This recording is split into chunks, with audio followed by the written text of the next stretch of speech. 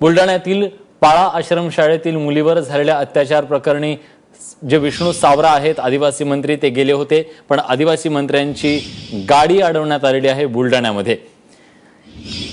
सरिता कौशिक आपल्या प्रतिनिधी आहेत आपल्या सोबत आहेत। सरिता, काय अधिक माहिती आहे? सध्या जी माहिती हाती येते ते असं आहे की ते विष्णू सावरा हे पाहणी करायला जी शाळा जिथं हा सगळा प्रकार घडला तिथं मार्गावर असताना अंतरास फाटावर त्यांची गाडी थांबवण्यात आलेली आहे। थांबवणारी सर्व मंडळी जी आहे ती आदिवासी मंडळी असल्याचं कळतंय। त्यांना विष्णू सावरा यांना या संपूर्ण प्रकरणातील निवेदन द्यायचं आहे।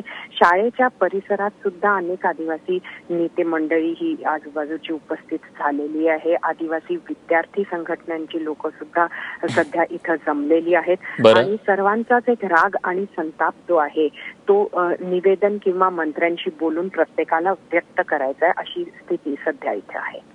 धन्यवाद सरिता, तुम्ही दिलेल्या सगळ्या सविस्तर माहितीबद्दल। या सगळ्या संदर्भातले अपडेट्स वेळोवेळी तुमच्याकडून जाणून घेत राहू।